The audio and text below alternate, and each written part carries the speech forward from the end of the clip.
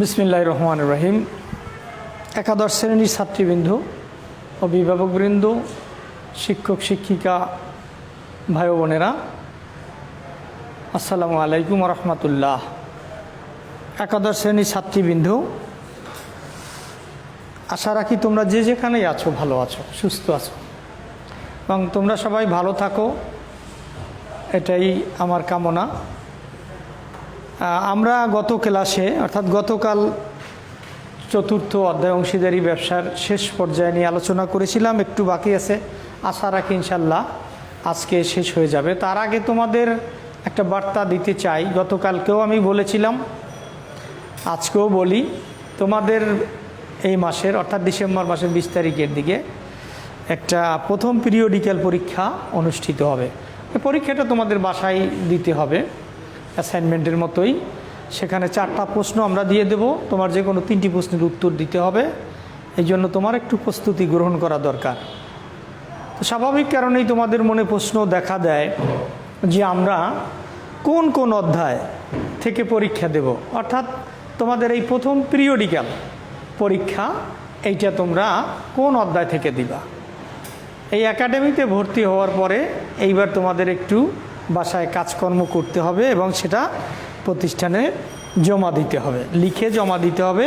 আমরা প্রশ্ন এবং খাতা সরবরাহ করব, তো তোমরা সেটা জানতে পারবে।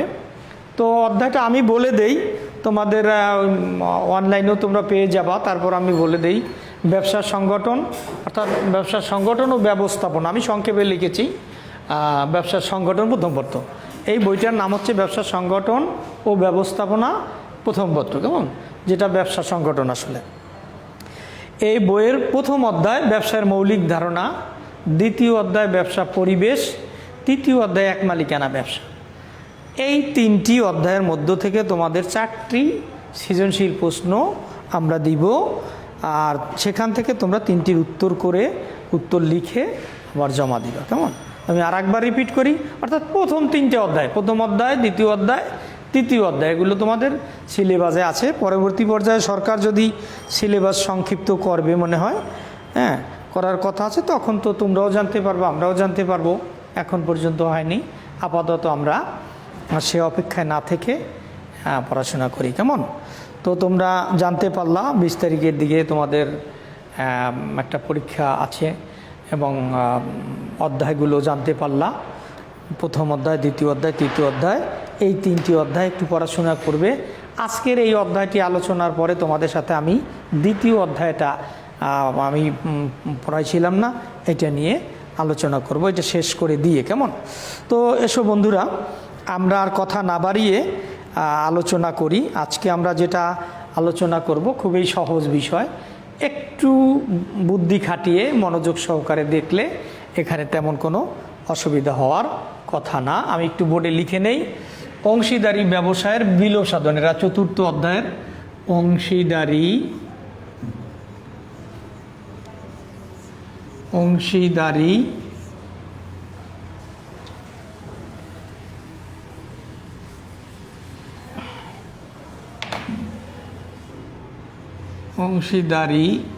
ব্যবসায়ের বিলোপ সাধন।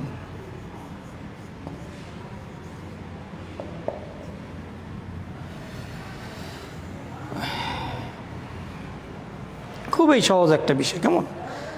তোমরা লেখাটা দেখেই বুঝতে পারছো যে অংশীদারি ব্যবসায়ের বিলোপ সাধন, এ শব্দটা সম্পর্কে হয়তো আমরা অনেকে ইতিপূর্বে জেনেছি অথবা জানি না। বিলোপ সাধনটা কি, এটুক যদি বুঝতে পারো, এর সংজ্ঞা, এটা বলতে কি বোঝায় সেটা তোমার পক্ষে আমার পক্ষে বলা খুব একটা কষ্টকর না। অংশীদারি ব্যবসায় বিলোপ সাধন, ব্যবসা বলতে এর আগে আমরা পড়েছি একটা এক মালিকানা ব্যবসা, আর এরপরে আমরা যেটা ধরলাম, যেটা নিয়ে আমরা এখন আলোচনা করতেছি, সেটা হচ্ছে অংশীদারি ব্যবসা। অংশীদারি ব্যবসায়ের বিলোপ সাধন কি? অংশীদারি ব্যবসায়ের বিলোপ সাধন হচ্ছে অংশীদারি চুক্তিপত্রের বিলোপ সাধন। অংশীদারি ব্যবসা করতে হলে যে একটি চুক্তি করতে হয়, সে চুক্তিটার অবসায়ন ঘটানোই হচ্ছে অংশীদারি ব্যবসায়ের বিলোপ সাধন। আমরা যদি একেবারে সহজ করে বলি, তাহলে বলতে পারি যে অংশীদারি ব্যবসাটা ভবিষ্যতের জন্য আর পরিচালনা না করা, অর্থাৎ অংশীদারি ব্যবসাটাকে বন্ধ করে দেওয়া, এটাকেই বলা হয় অংশীদারি ব্যবসায়ের বিলোপ সাধন। আমি আশা রাখি তোমরা এবার বুঝতে পারছো যে আমরা একটা অংশীদারি ব্যবসা পরিচালনা করছি এবং সে ব্যবসা করতেছি, এই ব্যবসাটা আর করবো না, এটা এখানেই স্টপ, এখানেই বন্ধ হয়ে গেল। এইটাই হচ্ছে অংশীদারি ব্যবসায়ের বিলোপ সাধন। শুধু আমাদের পরীক্ষার খাতায় বলার সময় একটু সুন্দর করে বলতে হয়। কেমন পরীক্ষায় অনেক সময় প্রশ্ন থাকে যে অংশীদারি ব্যবসায়ের বিলোপ সাধন কি, বলতে কি বুঝো দিলে একটু বড় বেশি লিখতে হয়। তোমাদের আগেও বলেছি, তোমরাও বুঝতে পেরেছো এখন যে আসলে প্রশ্নটা কোন স্টাইল হলে কী ধরনের উত্তর লিখতে হয়। কেমন, তো একটু যদি সুন্দর করে সাজিয়ে গুছিয়ে তোমরা লিখতে চাও তাহলে এভাবে একটু বলতে পারো, অংশীদারি ব্যবসায় বিলোপ সাধন বলতে সাধারণ অর্থে কারবারের বিষয় সম্পত্তি ও দেনা পাওনার সার্বিক নিষ্পত্তিকে বোঝায়। ব্যাপক অর্থে সকল অংশীদারের মধ্যকার অংশীদারি সম্পর্কের বিলুপ্তি এবং ফলশ্রুতিতে ব্যবসাটি বিলুপ্তি হলে তাকে অংশীদারি প্রতিষ্ঠানের বিলোপ সাধন বলে। সহজ কথায় অংশীদারি ব্যবসায়ের বিলোপ সাধন বলতে অংশীদারদের মধ্যে বিদ্যমান চুক্তিবদ্ধ সকল সম্পর্ক ব্যবসায়ের অবসানকে বোঝায়। এটা হলো মোটামুটি অংশীদারি ব্যবসায়ের সংজ্ঞা। ইংলিশে একটা সংজ্ঞা আছে 1932 সালের অংশীদারি আইনের তোমার 39 ধারায় বলা হয়েছে। অংশীদারি আইনের 39 ধারায় বিলোপ সাধনের একটা সংজ্ঞা দেওয়া হয়েছে। সেটা হচ্ছে the dissolution of a partnership between all the partners of a firm is called the dissolution of a firm. হ্যাঁ, এটা সেকশন 39। এই হলো মোটামুটি অংশীদারি ব্যবসায়ের বিলোপ সাধন। তাহলে আমরা এতক্ষণে যে আলোচনা করলাম সেটা হচ্ছে অংশীদারি ব্যবসায়ের বিলোপ সাধন। তো তোমরা আশা রাখি বুঝতে পারছো। একেবারে সহজ কথাটুকু মনে রাখবা যে অংশীদারি ব্যবসায়ের বিলোপ সাধন হচ্ছে একটি চলমান অংশীদারি প্রতিষ্ঠান ভবিষ্যতে এটার পরিচালনা না করা, কেই বলা হয় অংশীদারি ব্যবসায়ের বিলোপ সাধন, অর্থাৎ বন্ধ করে দেওয়াটা। আমি অনেকভাবেই তোমাদেরকে বলেছি, একেবারে তোমরা নিজেরাও চিন্তা করবা যে অংশীদারি ব্যবসায়ের বিলোপ সাধনটা কি। এখন আমাদের জন্য যেটা গুরুত্বপূর্ণ এবং পরীক্ষার থেকে প্রশ্ন চায়, অংশীদারি ব্যবসায়ের বিলোপ সাধন পদ্ধতি। এই কথাগুলো এখান থেকে আমি আলোচনা করে নেই, লিখে নেই, তারপরে তোমাদের দেখাবো অংশীদারি ব্যবসায়ের বিলোপ সাধন পদ্ধতি।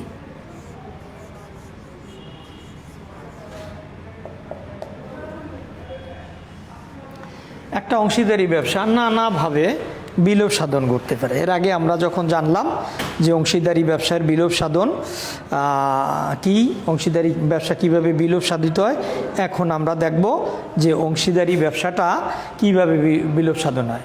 আসলে এই অংশীদারি ব্যবসাটা নানাভাবে বিলোপ সাধিত হতে পারে। বেশিরভাগ ক্ষেত্রেই দেখা যায় যে 5টি উপায় বা পদ্ধতি, বিলোপ সাধনের 5টি পদ্ধতি আছে। এই পদ্ধতিগুলো তোমাকে মনে রাখতে হবে।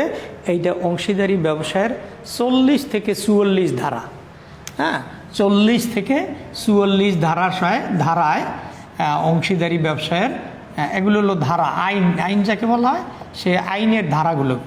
44 ধারায় অংশীদারি ব্যবসায়ের বিলোপ সাধনের কথা বলা হয়েছে। তো এসো আমরা একটা একটা করে দেখি সেগুলো কি কি।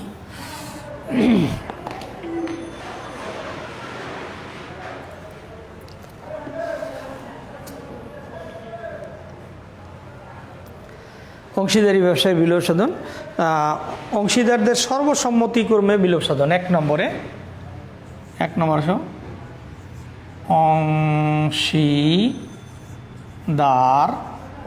অংশীদারদের সর্বসম্মতিক্রমে বিলোপ সাধন। এই হলো 1 নম্বর। যে কয়টা পদ্ধতি আছে অংশীদারি ব্যবসায় বিলোপ সাধন পদ্ধতির মধ্যে 40 থেকে 44 ধারায় তোমাদেরকে বলেছিলাম যে বিলোপ সাধনের কথা উল্লেখ করা হয়েছে। তার মধ্যে 1 নম্বর হচ্ছে অংশীদার চুক্তি অনুসারে, এটা আরও একটা নাম আছে চুক্তি অনুসারে অথবা অংশীদারদের সর্বসম্মতিক্রমে বিলোপ সাধন। চুক্তি অনুসারে কথাটা যদি তোমরা লিখতে যাও অনেক সময় মনে থাকে না, অনেক সময় ভুলে যাইতে পারো, আবার একটু বুঝে পড়লে একেবারেই সহজ চুক্তি অনুসারে এটা কি। তো সর্বসম্মতিক্রমে বিলোপ সাধন এটা কি দেখো বন্ধুরা, তো এইখানে আমরা যেটা বললাম সর্বসম্মতিক্রমে মানে সকলের সম্মতিতে, সকল একমত হয়ে অংশীদারি ব্যবসাটা একটি চলমান অংশীদারি ব্যবসা, একটি চলমান অংশীদারি ব্যবসা। এই ব্যবসাটা কি হয়, যত অংশীদার আছে, মনে করো একটা অংশীদারি ব্যবসায় আমরা জানি সাধারণ অংশীদারি ব্যবসায় 2 থেকে 20 জন, ধরলাম কোনোটা আছে 15 জন, কোনোটা 10 জন, হ্যাঁ এরকম। এই সর্বসম্মতি বলতে সকলে মিলে, যতজন অংশীদার থাকে সকল অংশীদার মিলে তারা যদি ইচ্ছা করে আমরা অংশীদারি ব্যবসাটা পরিচালনা করব না, হ্যাঁ তাহলে পরে এটা বিলোপ ঘটে। তাহলে এইটা একেবারেই সহজ। কেমন? অংশীদারদের সর্বসম্মতিক্রমে বিলোপ সাধন, অর্থাৎ সকল অংশীদার মিলে যদি সিদ্ধান্ত নেয় হ্যাঁ যে অংশীদারি ব্যবসাটা আর আমরা পরিচালনা করব না, তাহলে পরে অংশীদারি ব্যবসার বিলোপ সাধন ঘটে। এই বিলোপ সাধনটাকেই বলা হয় মূলত কি, এইটাকেই বলা হয় সর্বসম্মতিক্রমে বিলোপ সাধন। এরপরে আমরা 2 নম্বরে চলে যাই।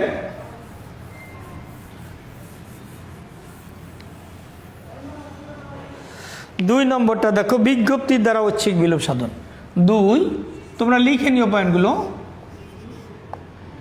বিজ্ঞপ্তির দ্বারা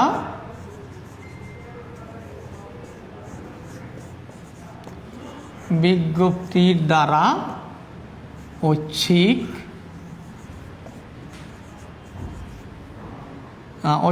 বিলোপ সাধন। এটা আর বারবার লেখা লাগে না, আমি একবার লিখে রাখি ডট ডট।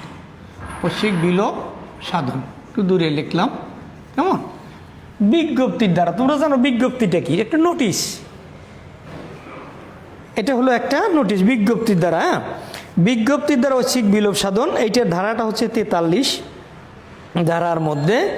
এক বা একাধিক অংশীদার লিখিত বিজ্ঞপ্তিক্রমে অংশীদারি ব্যবসার বিলোপকে ঐচ্ছিক বিলোপ সাধন বলে। এক বা একাধিক, একজনও হতে পারে, একাধিক মানে কি একের অধিক, সেটাকে বলা হয় একাধিক, 2 জন 3 জন 4 জন 5 জন। এটা এরকম যে কোনো লোক আছে একটা লিখিত বিজ্ঞপ্তি দিয়ে তারা কি করতে পারে, অংশীদারি ব্যবসার বিলোপ ঘটাইতে পারে।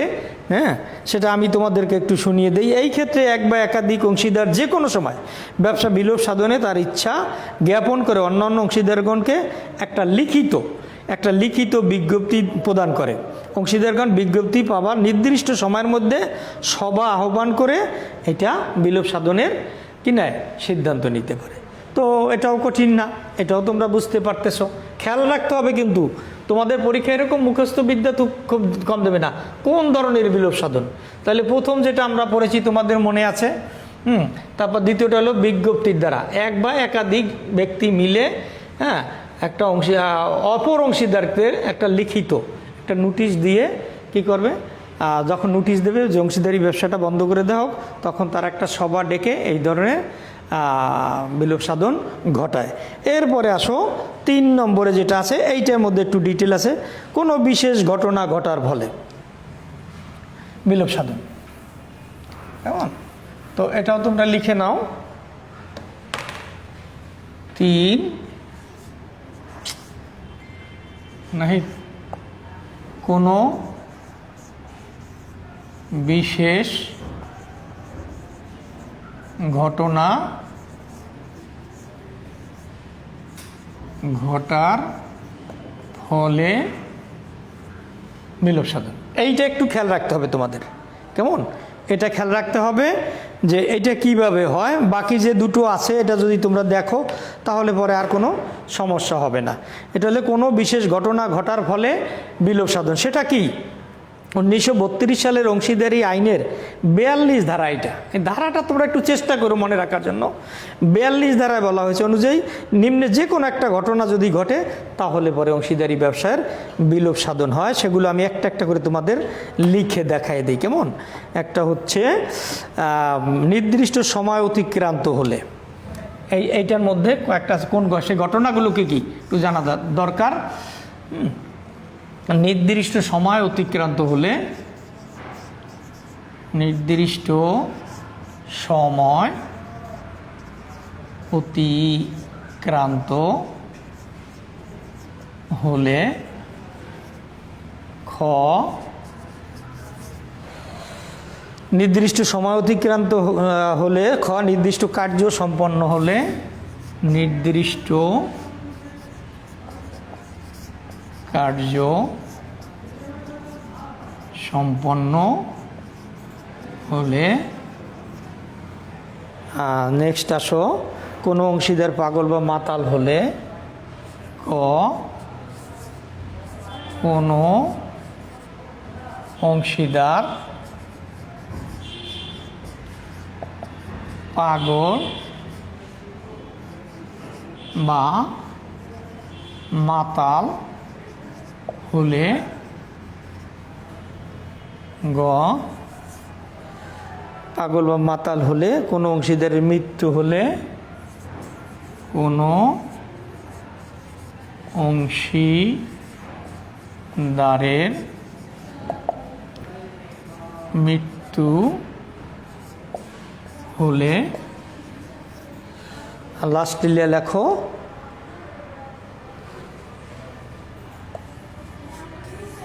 যদি কোনো অংশীদার আদালত কর্তৃক দেউলিয়া, যদি কোনো অংশীদার আদালত কর্তৃক দেউলিয়া ঘোষিত হয়। শিক্ষার্থী বন্ধুরা, তোমরা একটু লক্ষ্য করো, আমরা প্রথম যেটা বললাম সেটা হচ্ছে সর্বসম্মতিক্রমে, 2 নম্বরে বললাম বিজ্ঞপ্তির দ্বারা ঐচ্ছিক বিলোপ সাধন, 3 নম্বরে যেটা আছে সেটা হচ্ছে কোনো বিশেষ ঘটনা ঘটার ফলে বিলোপ সাধন। অংশীদারি ব্যবসায় এমন কিছু ঘটনা ঘটে যখন আর অংশীদারি ব্যবসাটা পরিচালনা করা সম্ভবপর হয় না। এই ধরনের ঘটনার ফলে যদি অংশীদারি ব্যবসাটা বন্ধ হয়ে যায় অথবা বন্ধ করে দিতে হয়, তখন সেটাকে বলা হয় অংশীদারি ব্যবসায় বিশেষ ঘটনা ঘটার ফলে বিলোপ সাধন। কেমন? সেই ঘটনাগুলো আমি ইতিমধ্যেই এখানে 5টা পয়েন্ট লিখে দিয়েছি। ক নির্দিষ্ট সময় অতিক্রান্ত হলে, একটা অংশীদারি ব্যবসা প্রতিষ্ঠা করছে, ব্যাখ্যা তোমাদের দরকার নাই, আমি শুধু বুঝার জন্য বলেছি। কেমন? তো কি নির্দিষ্ট সময় আমরা জানি 2 বছর, 3 বছর, 5 বছর, এরকম একটা সময়ের জন্য প্রতিষ্ঠা করছি যে আমার এই ব্যবসাটা আমরা কতদিন চালাবো, 2, 4, 5, যে কোনো সময় দেয়া থাক না কেন, আমাদের চুক্তিতে অথবা আমাদের সম্মতিতে যে সময়টা উল্লেখ থাকবে, সে সময়টা যখন অতিক্রান্ত হয়ে যাবে তখনই অংশীদারি ব্যবসায়ের বিলোপ সাধন ঘটবে। তো এরকম একটা সময় দেওয়া আছে, কোন ধরনের বিলোপ সাধন? সেটা হবে বিশেষ ঘটনা ঘটার ফলে বিলোপ সাধন। কারণ একটা সময় দেওয়া আছে, এই সময়টা পার হয়ে গেছে, এই সময়টা অতিক্রান্ত হয়ে গেছে, হ্যাঁ অতিক্রান্ত হয়ে গেছে, সুতরাং এই অংশীদারি ব্যবসাটা আর পরিচালনা করা যাবে না, কারণ চুক্তি এখানে বিলুপ্তি হয়ে যায়। তাহলে ও নির্দিষ্ট সময় অতিক্রান্ত হলে বিলোপ সাধন ঘটবে, যেটাকে বিশেষ ঘটনা ঘটার ফলে বলা হয়। নির্দিষ্ট কার্য, একটা কাজের জন্য আমরা এই কাজটা করব, অংশীদারি ব্যবসায় যে মুনাফা অর্জিত হবে সেই মুনাফার টাকা দিয়ে আমরা এই কাজটা করব, এই কাজটা আমাদের যখনই সফল হয়ে যাবে তখন আমরা আর পরিচালনা করব না। এই রকম যদি নির্দিষ্ট কোনো কাজ থাকে, নির্দিষ্ট কোনো ঘটনা থাকে, তখন সেই কাজটা যদি সম্পন্ন হয়ে যায় তাহলে বিলোপ সাধন ঘটে। আর একটা হচ্ছে কোনো অংশীদার পাগল বা মাতাল হলে, এটা অন্য জায়গায়ও পাবে, আরও কিছুর মধ্যে আছে। কোনো অংশীদার পাগল দ্বারা তো একটা প্রতিষ্ঠান চলে না, চলে? পাগল দ্বারা কোনো কিছু কাজ হয়? পাগলের কথা কেউ শুনে? হ্যাঁ, পাগলের কোনো গুরুত্ব বা সিদ্ধান্ত দিতে পারে? পারে না। কাজেই কেউ যদি পাগল হয়ে যায়, মানুষ হয়েই যেতে পারে, যে কোনো বয়সে একটা লোক তার ব্রেনটা ডিজনার হয়ে যেতে পারে, পাগল হয়ে যেতে পারে, মাতাল হয়ে যেতে পারে। আবার দেখা গেছে কেউ মাতলামি করে মাতাল, হ্যাঁ মাতাল হয়ে গেছে। তো এইরকম যদি কোনো ঘটনা ঘটে তাহলে পরেও সেটা কি হবে? বিলোপ সাধন ঘটবে। নেক্সট হচ্ছে কোনো অংশীদারের মৃত্যু হলে, মারা তো মানুষ যেতেই পারে, যার জন্ম আছে তার মৃত্যু আছে, জন্মিলেই মারা যেতে হবে, মৃত্যু হবে, এটা তো অবধারিত, এটা তো চিরসত্য, তাই না? তো এইরকম যদি অংশীদারি ব্যবসায় কোনো অংশীদার মারা যায় তাহলে পরে বিলোপ সাধন ঘটবে। এটা কিন্তু আমরা অনেক জায়গার মধ্যে পড়েছি। হ্যাঁ, আমরা সুবিধা অসুবিধা বৈশিষ্ট্যের ভিতরে পড়েছি। স্থায়িত্বের অনিশ্চয়তা মনে আছে তোমাদের? স্থায়িত্বের অনিশ্চয়তা, অংশীদারি ব্যবসা যখন তখন বন্ধ হয়ে যেতে পারে। সেখানেও কিন্তু আমি বলেছিলাম যে অংশীদারি ব্যবসায় কেউ যদি পাগল, মাতাল বা দেউলিয়া হয় তখন অংশীদারি ব্যবসা বন্ধ হয়ে যায়। কিন্তু সেটা আবার বিলোপ সাধন পদ্ধতির মধ্যে আছে। কোনো অংশীদার যদি মারা যায় বা মৃত্যু হয় তাহলে অংশীদারি ব্যবসা বিলোপ সাধন ঘটে। এরপরে আছে দেখো লাস্টলি এটারই আরেকটি উপাদান, সেটা হলো যদি কোনো অংশীদার আদালত কর্তৃক দেউলিয়া ঘোষিত হয় তাহলে অংশীদারি ব্যবসার বিলোপ সাধন ঘটে। তোমাদের কাছে এইটা একটু কঠিন লাগবে যে দেউলিয়াটা কি। এইটা বুঝলাম যে আদালত কর্তৃক দেউলিয়া, এখন দেউলিয়াটা কি? দেউলিয়া এই সম্পর্কে তোমাদের একটা ধারণা থাকা দরকার, তাই না? তো ঠিক আছে, আমি একটু বলে দেই দেউলিয়াটা কি। দেউলিয়া হচ্ছে ঋণ পরিশোধে অক্ষম ব্যক্তিকে বলা হয় দেউলিয়া। এটা তোমাদের এখানে আলোচনার বিষয় না, দেউলিয়া শুধু বোঝানোর জন্য। ব্যাংকরাপ্ট এটাকে বলে। হ্যাঁ, দেউলিয়াটা কি? কোনো ব্যক্তি নিজেকে দেউলিয়া ঘোষণা করতে পারে না, একমাত্র দেউলিয়া ঘোষণা করে আদালত। কখন করে? যদি কোনো লোক অনেক টাকা ঋণ করছে, এখন তার জায়গা জমি সম্পত্তি এমন কিছুই নাই, সব কিছু সে থেকে বঞ্চিত হয়ে গেছে, তার কোনো সহায় সম্পত্তি নাই, তখন সে আদালতের কাছে আত্মসমর্পণ করে। কারণ মানুষ টাকার জন্য চাপ দেয়, ধরে, হুমকি দেয়, তোমাকে মারবো, এই করব, সেই করব, মামলা করব। তখন এই অসহায় ব্যক্তিটি আদালতের কাছে শরণাপন্ন হয়। কি হয়? যে আমাকে দেউলিয়া ঘোষণা করেন, আমার কিছু নেই। আদালত এটা বিচার বিবেচনা করে, তদন্ত করে, যদি আদালত কোনো ব্যক্তিকে দেউলিয়া ঘোষণা করে তখন সে কিন্তু ঋণের দায় থেকে মুক্ত। তখন আর এই ব্যক্তিকে কিছু করা যায় না, এই ব্যক্তিকে ধরেও কোনো লাভ নাই, ঋণ পরিশোধে তখন আর তার কোনো দায় দায়িত্ব থাকে না। কাজেই আমরা বুঝতে পারলাম যে আসলে দেউলিয়া ঘোষণা করে কে? আদালত। তো আমি আবার একটু রিপিট করি, দেউলিয়া কি তোমরা সহজে মনে রাখবা, ঋণ পরিশোধে অক্ষম, অর্থাৎ যার ঋণ পরিশোধ করার কোনো ক্ষমতা নাই, কোনোভাবেই সে দিতে পারছে না। তোমার কাছে টাকা নাই, পয়সা নেই, কী দিয়ে দেবা? আমি তোমার কাছে 500 টাকা পাবো, টাকা দিতে হবে, টাকা তোমার কিচ্ছু নাই, একটা বিক্রি করে দেবা, কোনো কিছুই নাই। এইটা আর কি, এটা হলো ঋণ পরিশোধে অক্ষম ব্যক্তিকে দেউলিয়া বলে। বাস, আমার ধারণা যে তোমরা বুঝতে পেরেছো। এইরকম যদি আদালত কাউকে দেউলিয়া ঘোষণা করে তখন সেই ধরনের অংশীদারি ব্যবসাটা বন্ধ হয়ে যায়। তো বন্ধুরা, একটা জিনিস লক্ষ্য করো, এর থেকে একটা উদ্দীপক বানানো কিন্তু কঠিন না। এর থেকে একটা উদ্দীপক বানিয়ে দিল যে কয়েকজন মিলে একটি অংশীদারি ব্যবসা পরিচালনা করতেছিল। এখানে একটা লোকের মৃত্যুর কথা বলতে পারে, একটা লোক পাগল হয়ে গিয়েছে, হ্যাঁ, অথবা আদালত কি করছে, যে কোনো একজনকে দেউলিয়া ঘোষণা করছে। তোমার কাছে জানতে চাইবে যে উক্ত অংশীদারি প্রতিষ্ঠানটি কোন ধরনের বিলোপ সাধন করছে, তখন আমরা বলবো হ্যাঁ, বিশেষ ঘটনা ঘটার ফলে বিলোপ সাধন। এইখানে সেই অনেক বন্ধুরা কি করে, ভুল করে।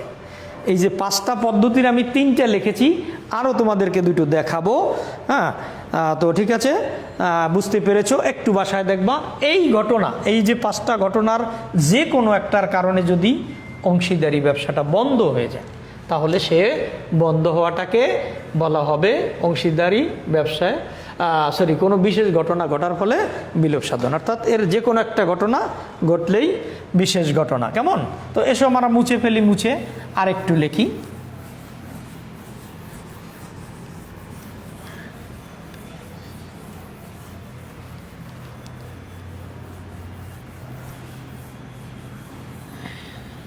এবারে তোমরা লিখে নাও 4 নম্বরেরটা। 4 নম্বরেরটা কি?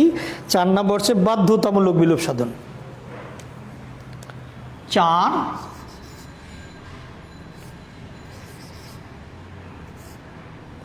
বাধ্যতামূলক বিলোপ সাধন।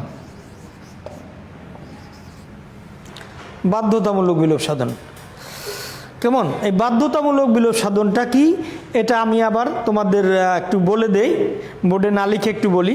বাধ্যতামূলক বিলোপ সাধন বাধ্য কি? যখন একটা অংশীদারি ব্যবসা আর চালানো সম্ভব না, বাধ্য হয়ে, আমার ইচ্ছা আছে কিন্তু এটা আমি পরিচালনা করতে পারবো না, এবার বন্ধ করে দিতে হবে। এটা হলো বাধ্যতামূলক বিলোপ সাধন। কোনো অংশীদারি ব্যবসা যদি ভবিষ্যতের ইচ্ছা থাকা সত্ত্বেও পরিচালনা করা সম্ভবপর না হয়, সেটাকে বলা হয় বাধ্যতামূলক বিলোপ সাধন। তোমরা বুঝতে পেরেছো সেটা কিভাবে সম্ভব? বাধ্যতামূলক বিলোপ সাধন কখন হয় দেখো, আমি একটু শুনাই। সংগঠনের সকল অংশীদার অথবা একজন ব্যতীত সকল অংশীদার একযোগে দেউলিয়া ঘোষিত হলে, তাহলে দেউলিয়াটা কাজে লাগছে। আমি তোমাদের একটু আগে বলেছি যে কোনো একজন, যদি একজনও দেউলিয়া হয় অথবা একজন ব্যতীত সকলে দেউলিয়া হয়, তাহলে পরে কি হবে? তাহলে পরে কি হবে? সেটা বাধ্যতামূলক বিলোপ সাধন ঘটবে। এরপর আছে, যদি এমন কোনো ঘটনা ঘটে যাতে অংশীদারি প্রতিষ্ঠানের পক্ষে ব্যবসা চালানো বা অংশীদারের পক্ষে অংশীদারি ব্যবসা রাখা অবৈধ।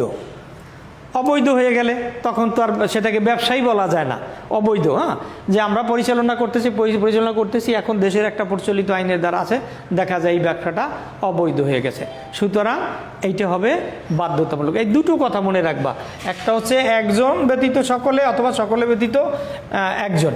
এই যদি দেউলি হয় তাহলেও সেটা বাধ্যতামূলক বিলোপ সাধনের মধ্যে পড়ে। আর একটা হচ্ছে কি বললাম আমি, যে যদি ব্যবসাটা অবৈধ হয়ে যায় প্রচলিত আইনের দ্বারা বা যে কোনোভাবেই, এনিওয়ে যদি অংশীদারি ব্যবসাটা, চলমান অংশীদারি ব্যবসাটা আইনগতভাবে এখন অবৈধ হয়ে যায়, তাহলে পরে কি হবে? তাহলে পরে সেটা বাধ্যতামূলক বিলোপ সাধন ঘটবে। এই ধরনের উদ্দীপক থাকবে, উদ্দীপক থেকে তোমরা এই দুটো পয়েন্ট যদি মনে রাখতে পারো তাহলে লিখতে হবে বাধ্যতামূলক বিলোপ সাধন। কোন ধরনের বিলোপ সাধন করছে তুমি লিখলা বাধ্যতামূলক। এরপরে তোমার 2 মার্কের জন্য ব্যাখ্যা চাইবে, সে ব্যাখ্যায় তুমি তুলে ধরবা। আর একটি আছে আমাদের আদালতের নির্দেশে বলে বিলোপ সাধন, আদালতের নির্দেশে। এটা আমাদের 5 নম্বর।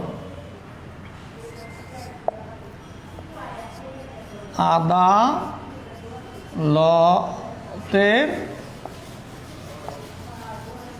নির্দেশ, আদালতের নির্দেশ বলে বিলোপ সাধন, নির্দেশ বলে বিলোপ সাধন। কোর্ট যখন, কোর্ট যখন বিলোপ সাধনের নির্দেশনা দেয় সেটাই আমরা বলি আদালতের। যে তোমরা কোর্টের নাম শুনেছো, বিচার আচার যেখানে হয়, যেখানে বিচার হয়ে থাকে সেটাই আদালত, আদালত বা কোর্ট বলে ইংরেজিতে। এই আদালতের নির্দেশে বিলোপ সাধন সেটা কিভাবে হতে পারে দেখো, আমি একটু শুনিয়ে দিই কেমন। অনেকগুলো পয়েন্ট আছে। এটাও 32 সালের অংশীদারি আইনের 44 ধারা। এই 5 নম্বরেরটা হলো 44 ধারা। এই ধারাগুলো মনে রাখা আসলে একটু টাফ ব্যাপার, তো চেষ্টা করবে। 44 ধারায় বলা আছে যে কোনো একটা যদি ঘটনা ঘটে তাহলে বিলোপ সাধন হবে যদি কোনো অংশীদার পাগল বা মাতাল হয়, এবং এই পাগল বা মাতাল হইলে আদালত তাকে এটা বিলুপ্তি সাধনের ঘটনা দিতে পারে। বা পাগল বা মাতাল হইলে তোমার উদ্দীপক বুঝে তুমি ওই বিশেষ ঘটনার মধ্যে এটা তুলে ধরতে পারো। এটা কিন্তু আমি তোমাদের বলেছি যেটা আরও অনেক জায়গায় আছে।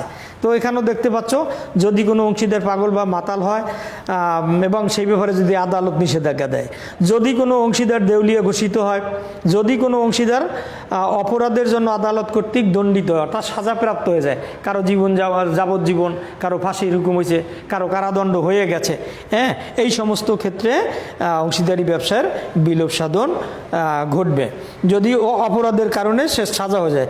যদি কোনো অংশীদার ব্যবসায় পরিচালনায় স্থায়ীভাবে অক্ষম হয়ে থাকে, স্থায়ীভাবে তার পক্ষে আর সম্ভব না, এইভাবে স্থায়ীভাবে যদি অক্ষম হয়ে থাকে তাহলে পরেও বিলোপ সাধন ঘটবে।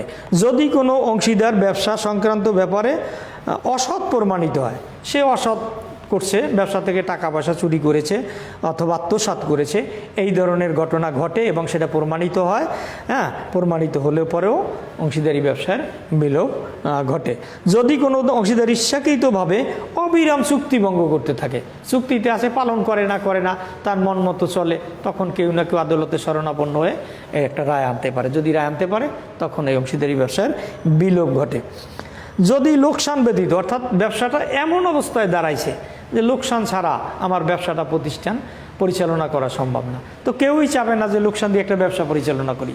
লোকসান ব্যতীত অংশীদারি ব্যবসা পরিচালনা করা সম্ভবপর হয় না।